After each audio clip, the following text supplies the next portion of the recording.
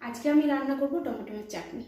আর উপকরণ হিসাবে আমি যেটা নিয়েছি সেটা হচ্ছে টমেটো, আমসত্ত্ব, কিশমিশ, কাজু, খেজুর, বাতাসা।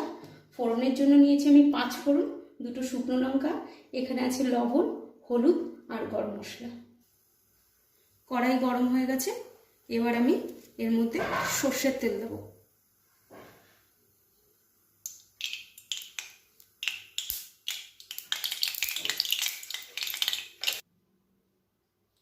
তেল গরম হয়ে গেছে, এর মধ্যে আমি এবার আর 5 ফোড়ন দিয়ে দেবো।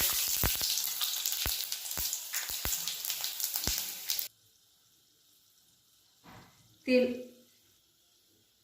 ফোড়নটা আমার হয়ে গেছে, এবার এই টমেটোগুলো টুকরো টুকরো করে কাটা এগুলোর মধ্যে দিয়ে দেবো।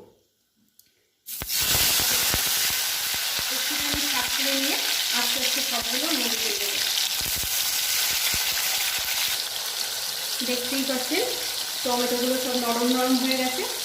এবার এর মধ্যে আমি অল্প পরিমাণে লবণ,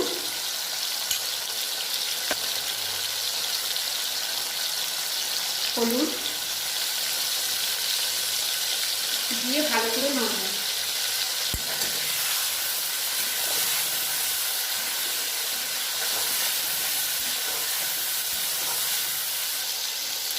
এবার আমি এক এক করে সমস্ত জিনিসগুলো, যেমন কাজু বাদাম, কিশমিশ, এই যে কিশমিশ, খেজুর,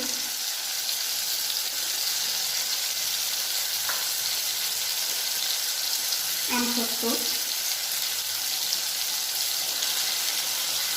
সব দিয়ে দিলাম। এবার এগুলো সব নাড়ব।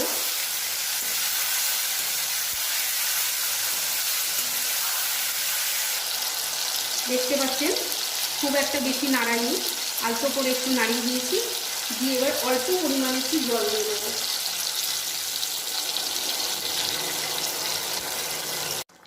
চাটনিটা আবার ফুটছে, এর মধ্যে এই বাতাসাগুলো সব দিয়ে দেবো। বাতাসাগুলো কেন দিচ্ছি তার কারণ হচ্ছে কালারটা খুব সুন্দর আসবে। এবার একটু নাড়াবো এবং তারপরে একটু ফুটতে দেবো, যাতে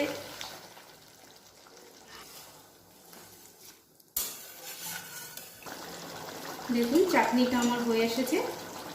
সব কিছু গোটা গোটাই আছে, অথচ চাটনিটা আমার হয়ে গেছে সুন্দরভাবে। এবার এর মধ্যে আমি গরম মশলা দেবো 1/2 চামচ, দিয়ে একটু ফুটিয়ে নিয়ে নামিয়ে নেব।